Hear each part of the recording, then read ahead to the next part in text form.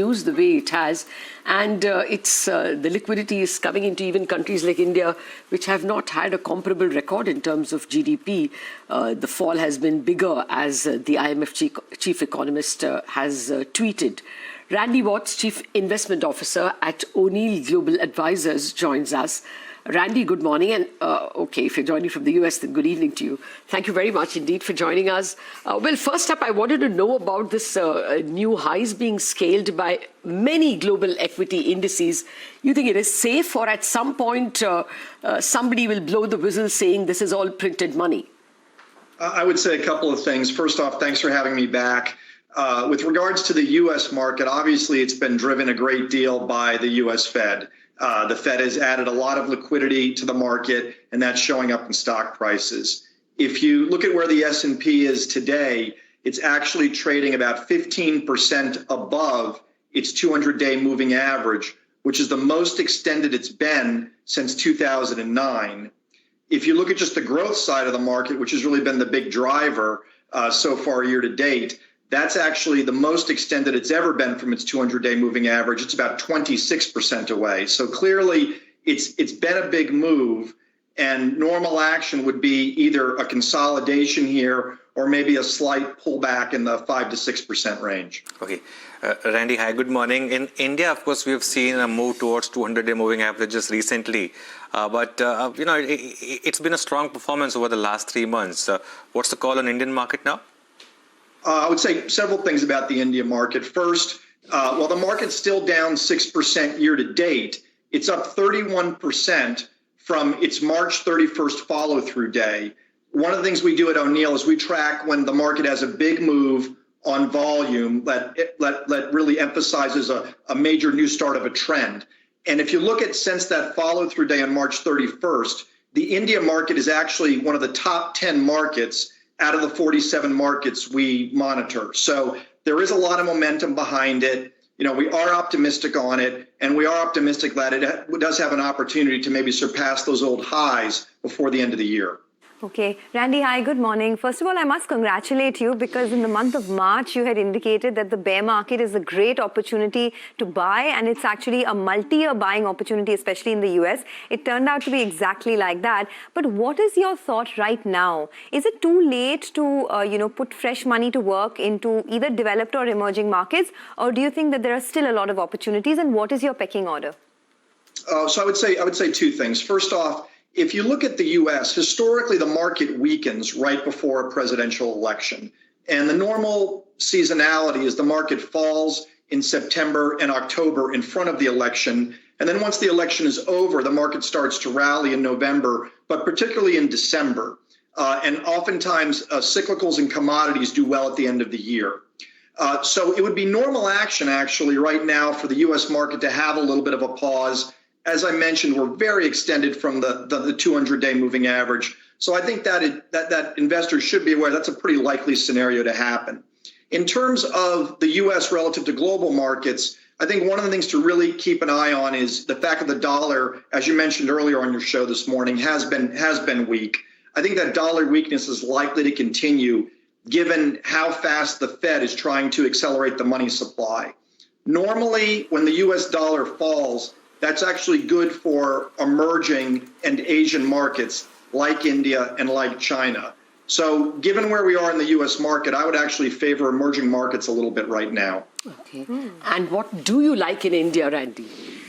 Well, I'd say the two things I want to say today are, first, the Indian economy over the long term has got a lot of great potential. And I think one of the things Indian investors should think about is, while some of the growth stocks are big, they actually don't have the share of market that typical growth stocks might have in a more developed market. So a good example of this is Avenue Supermarkets. They're a food discount retailer in India. They have over 200 stores. They have about 11.5% share of market right now. But if you look at food retailers in more developed markets, oftentimes their share of market can be 20% or higher. So here's a company I think has a lot of opportunity over the next 5 or 10 years to take a lot of market share. And over the next 4 years, we think they can grow about a 25% clip. So that would be one. The next one we really like here is Biocon. They're one of the leaders in basically generic biopharmaceutical drugs. They've partnered with Mylan in the United States. They have 3 drugs on the market in the U.S., including a brand new insulin product. And they're actually got their 4th drug they filed it with the FDA and they're waiting for approval. It's an anti-tumor drug. The company hopes that by the end of 2022, they could actually have 8 products on the market. So I think this is a company that's got a very bright future and is in a rapidly expanding market. So that's another name we really like. Okay. One space where we have a big rally is telecom. Of course, there's Reliance, there's Bharti, there's Vodafone Idea as well, of course. Any thoughts here? We like Tata Communications, which is obviously one of the big leaders. That stock's kind of broken out of a cup pattern recently, so that's one we like. Another one we like, not exactly in telecommunications, we still like Infosys. Infosys's growth is a little bit slower in fiscal year 2021, which ends in March. I think earnings are forecasted to grow 6%. But if you look at the forward estimates for fiscal year 2022, earnings growth is supposed to double from 6% to 12%. We still believe in the outsourcing space. We still believe in technology in India. And that's a name we would focus on also over the next year. Do you like the auto space? There's been a big recovery there that's played out, especially in the month of August. Passenger vehicles, tractors, two-wheelers, anything you like?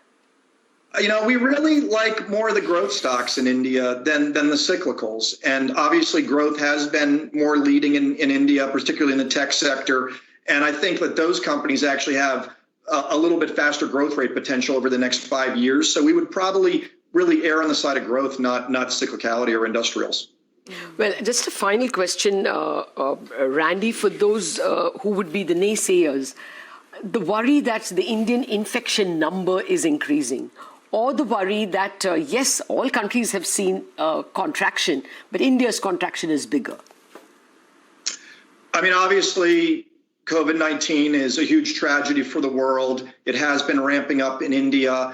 I think it will eventually play itself out. We are hopeful there will be a vaccine at some point in the next 12 months, which would obviously help everyone. I do think that the medical community is going to be able to do a better job treating it with therapeutics over the next course of 2021. So while I do think that's a near-term setback, I don't think it changes the long-term story for equities, particularly in India.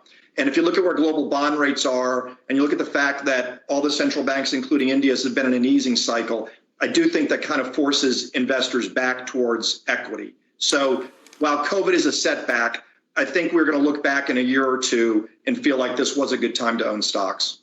Okay, Randy, it has and will always be a pleasure to speak to you. Thank you so much for joining us and discussing in depth, not just about the world markets, but drilling it down to the specifics in our own markets as well. Well, that's the word coming in from William O'Neill. They made a big call way back in March 31st to buy into the market, and that has worked out very well. And now they have some favorites.